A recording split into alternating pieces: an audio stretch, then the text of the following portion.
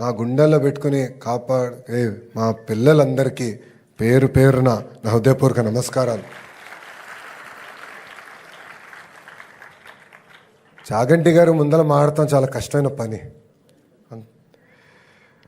ఆయన ముందు మాట్లాడతామంటే హనుమంతుడు ముందర కుప్పగంతలు వేసినట్లే. మీరు అందరూ ఆయన మాటలు వినేదానికి వచ్చారు, ఆయన ప్రవచనలు వినేదానికి వచ్చారు. సో నేను ఎక్కువ సమయం తీసుకోను, ఒక 2-3 మాటలు చెప్పి నేను ముగిస్తాను. చాగంటి కోటేశ్వరరావు గారిని నైతిక విలువలపైన సమాజంలో మార్పు తీసుకొచ్చేదానికి నియమించాలని నిర్ణయం తీసుకున్న ముందల గౌరవ ముఖ్యమంత్రి గారు నన్ను పిలుస్తాం జరిగింది. ఆయన నన్ను పిలిచి 2019 నుంచి 24 వరకు మనం అనేక సార్లు చర్చించాం. సమాజంలో నైతిక విలువలు తీసుకురావాల్సిన బాధ్యత ఉందని మనందరం 1-10 సార్లు మాట్లాడుకున్నాం. ఏం చేస్తే బాగుంటుందని గౌరవ ముఖ్యమంత్రి గారు నన్ను అడిగారు. నేను అనేక సందర్భాల్లో చెప్పా, గౌరవ ముఖ్యమంత్రి గారిని చూసి లైఫ్ లాంగ్ లెర్నర్ని నేనని. సో గౌరవ ముఖ్యమంత్రి గారికి చెప్పా, మీరు ఏ నిర్ణయం తీసుకున్నా ఒక విద్యాశాఖ మార్చులుగా మేము ఆ నిర్ణయం కట్టుబడి ఉంటామంటే అప్పుడు ఒక్క క్షణం కూడా ఆలోచించకుండా చాగంటి కోటేశ్వరరావు గారిని ఏకంగా క్యాబినెట్ ర్యాంక్ ఇచ్చి ఆంధ్ర రాష్ట్ర ప్రభుత్వానికి సలహాదారుగా నియమించారు గౌరవ ముఖ్యమంత్రి శ్రీ నారా చంద్రబాబు నాయుడు గారు.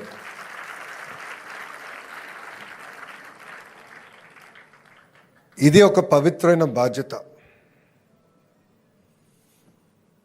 జనరల్గా నేను అనేక మంది వ్యక్తులను చూశాను, అందరూ క్యాబినెట్ ర్యాంక్ హోదా కావాలని కోరుకునేవారు. అలాంటిది చాగంటి గారికి క్యాబినెట్ ర్యాంక్ ఇచ్చినా మమ్మల్ని మొదటిసారి కలిసినప్పుడు కనీసం ఇచ్చిన కాఫీ కూడా ఏం తాగల, ప్రభుత్వం పెడుతున్న వాహనం వాడలా, ఆయన సెల్ ఫోన్ బిల్లు కూడా గురువుగారే ఈరోజు కడతాం జరుగుతుంది. అలాంటి గొప్ప వ్యక్తి దగ్గర ఈరోజు పుస్తకాలు రూపొందించుకున్నాం. ఆ పుస్తకాలు మీ భవిష్యత్తు కోసం అందిస్తాం జరుగుతుంది. మట్టి కుండలాగా మారుతుంది, శిలా శిల్పం అవుతుంది, విత్తనం పెద్ద చెట్టు అవుతుంది.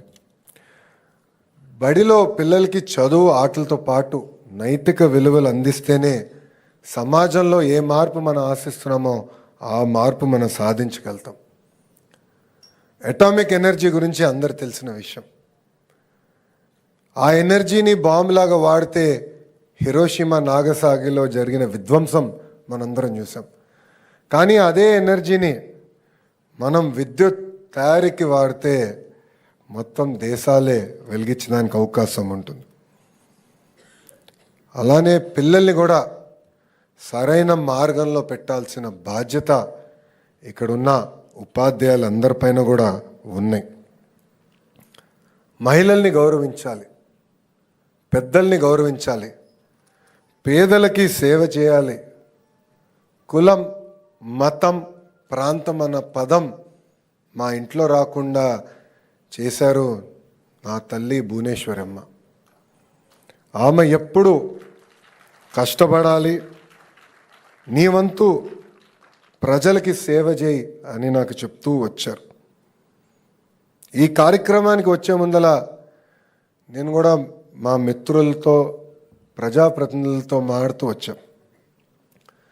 ప్రభుత్వం చేయాల్సింది మేము చేస్తాం, పుస్తకాలు రూపొందిస్తాం, చాగంటి గారు లాంటి గొప్ప వ్యక్తులతో ప్రవచనాలు వచ్చే విధంగా చేస్తాం. కానీ అది సరిపోదు. మార్పు అనేది మన ఇంట్లో మొదలవ్వాలి. తల్లిగా, తండ్రిగా మన పైన ఉన్న అతి పెద్ద బాధ్యత ఇది. తెలుగు భాషలో కొన్ని వాడక పదాలు ఉంటాయి. గాజులు తొడుకున్నావా, చీర కట్టుకున్నావా, అమ్మాయిలాగా ఏడవద్దు. ఇది ఎప్పుడు వాడినా నాకు చాలా బాధ కలుగుతుంది. అందుకే ఇక్కడున్న మహిళలందరూ చెప్తున్నా, మా చెల్లెమ్మలందరూ చెప్తున్నా, ఎవరన్నా ఇంట్లో కానీ ఇది వాడితే లోకేష్ అన్న చెప్పాడు ఇది వాడద్దు, వాడితే లోకేష్ అన్నే నేను పిలుస్తానని చెప్పాల్సిన బాధ్యత ఉంది.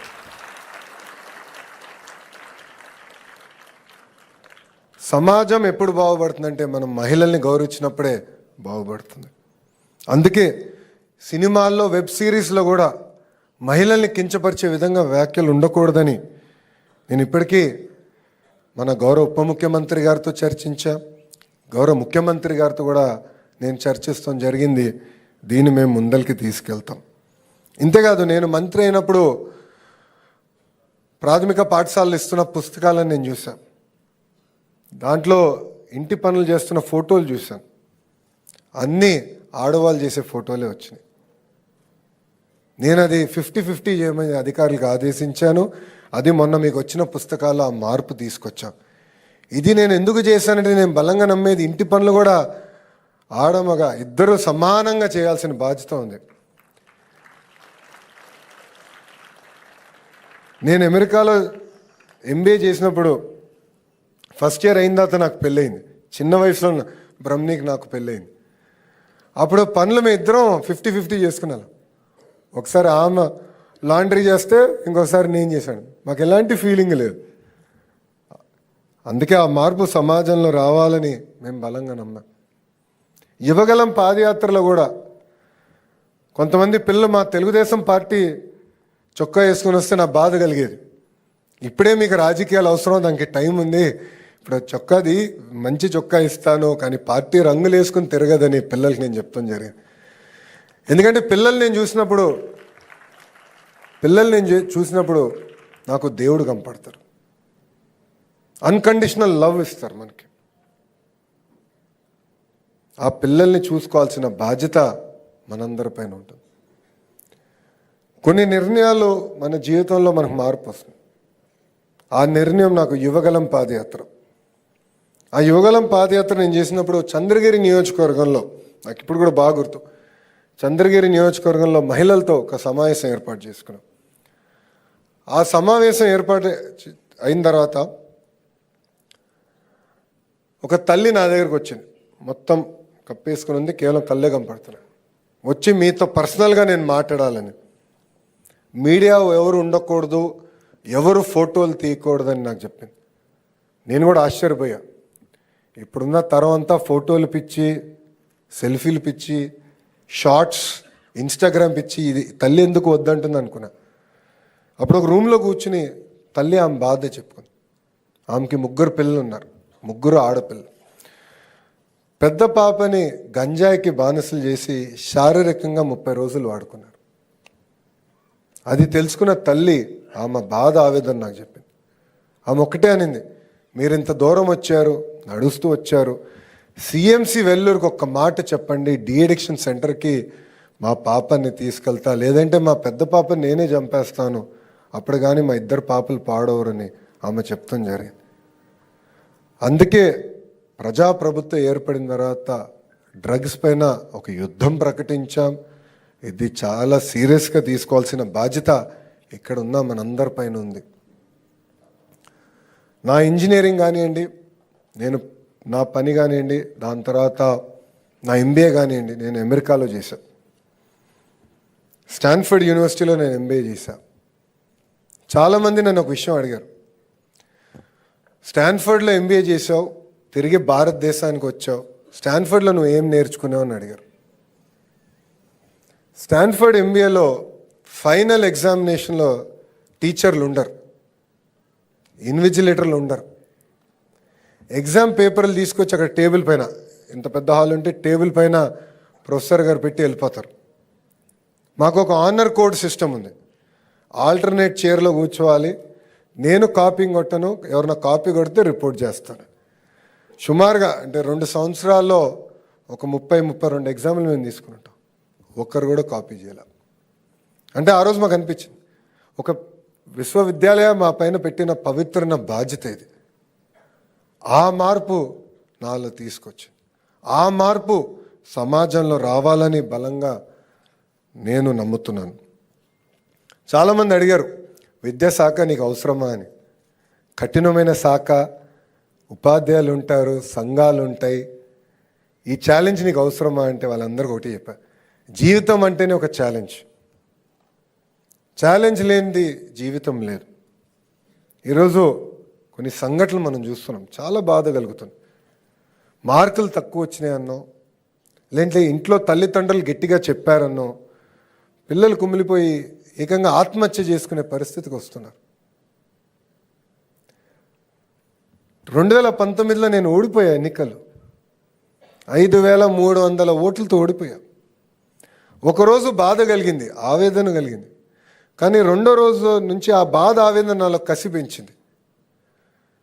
నేను కన్విన్స్ చేసుకోలేకపోయా ప్రజల్ని. 5 సంవత్సరాలు కష్టపడతా, తిరిగి వాళ్ళ మనసు నేను గెలుచుకుంటానని 5 సంవత్సరాలు కష్టపడ్డా. అనేక మంది అవమానించారు. జీవితం అనేది అదే, అనేక మంది అవమానిస్తారు, అనేక మాటలు మాడతారు, కానీ ఒక లక్ష్యం పెట్టుకుని పనిచేస్తే మనం అనుకున్న లక్ష్యం సాధించే శక్తి కూడా దేవుడు మనకిస్తాడు. తిరిగి అదే నియోజకవర్గంలో నేను 91,000 మెజార్టీతో గెలిచాను. శాసనసభ్యుడిగా నేను శాసనసభలో అడుగుపెట్టాను. అదే బాధ్యత నేను ఈరోజు ఒక విద్యాశాఖ మంత్రిగా స్వీకరించాను. ఇక్కడున్న ఉపాధ్యాయులు అందరూ తెలుసు, తరతరాలుగా అనేక సమస్యలతో మీరు ఇబ్బంది పడుతుంటే అన్నీ మనం పరిష్కరించాం. టీచర్ ట్రాన్స్ఫర్ యాక్ట్ తీసుకొచ్చాం. 1 క్లాస్ 1 టీచర్ కూడా ఏకంగా 9,600 పాఠశాలలు మనం నియమించుకోవటం జరిగింది. 16,347 మంది ఉపాధ్యాయుల్ని మెగా డిఎస్సి ద్వారా 150 రోజుల్లో ఒక్క లిటిగేషన్ లేకుండా మనం నియమించుకుంటాం జరిగింది. కేజీ నుంచి పీజీ వరకు కరికులం మొత్తం రీవ్యాంప్ చేస్తున్నాం. దాంట్లో తొలి అడిగేసాం. మీరు చూస్తే ఇప్పుడు పిల్లలకి అందించే పుస్తకాల్లో కానీ, బ్యాగులు కానివ్వండి, అదేవిధంగా బెల్ట్, యూనిఫామ్లు ఎక్కడ పొలిటికల్ మెసేజింగ్ లేదు. ఎక్కడ మంత్రి గారి ఫోటో, ముఖ్యమంత్రి గారి ఫోటో, ప్రధానమంత్రి గారి ఫోటో కూడా లేదు. మీరు చూస్తే ఏకంగా ఇప్పుడు డాక్టర్ సర్వేపల్లి రాధాకృష్ణ గారి పేరుతో కిట్లు మీకు అందించాం. డొక్కా సీతమ్మ గారి పేరుతో మధ్యాహ్న భోజనం అందిస్తున్నాం. సాటర్డే ఏకంగా నో బ్యాగ్ డేగా కూడా మేము నియమిస్తాం జరిగింది. ఇక్కడున్న పిల్లలందరూ నేను ఒకే విషయం కోరుతున్నా, ప్రభుత్వం మేము ఒక బాధ్యతగా మేము పనిచేస్తాం. ఎంతోమంది మహనీయులు ప్రభుత్వ పాఠశాలలో చదివి అద్భుతాలు సృష్టించిన వారు ఉన్నారు. మీ అందరిలో ఆ శక్తి ఉంది. తల్లిదండ్రులు ఎంతో త్యాగం చేసి మీకోసం రూపాయి ఖర్చు పెడుతున్నారు, మీ భవిష్యత్తు కోసం ఖర్చు పెడుతున్నారు. వాళ్ళు ఏ బాధ్యత అయితే మన పైన పెట్టుకున్నారో అది మనం నిలబెట్టుకోవాలి. నైతిక విలువలు అనేది చాలా చాలా అవసరం. నేను గురువుగారికి ఇప్పుడే చెప్పా, పుట్టపర్తిలో సత్య జయంతి కార్యక్రమం జరుగుతున్నా, అక్కడ నేను పాల్గొని వస్తున్నా. నిన్న గౌరవ ఉపరాష్ట్రపతి గారి నాయకత్వంలో ఒక పెద్ద కార్యక్రమం జరిగింది. అక్కడ ఎంతోమంది వచ్చారు, లక్షలాది మంది వచ్చారు.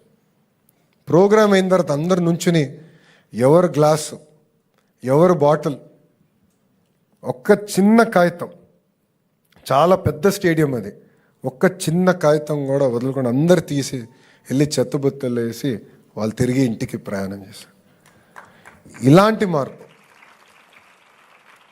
ఇలాంటి మార్పు మనందరిలో రావాలి.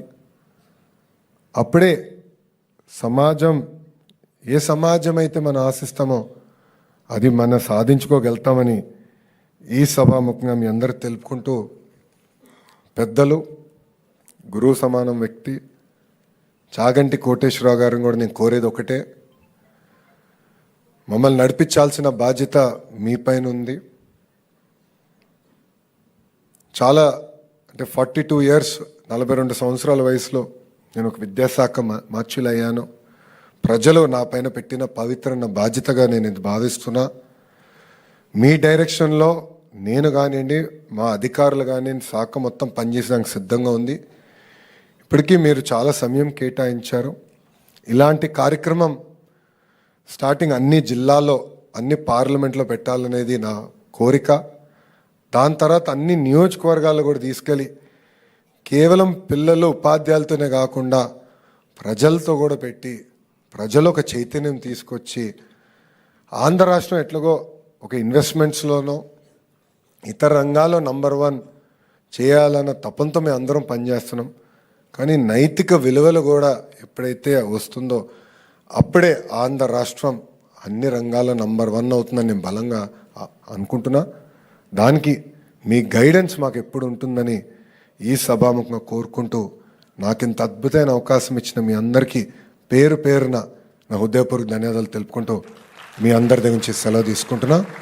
జై హింద్. పిల్లలందరూ చెప్పాలి నా తర్వాత.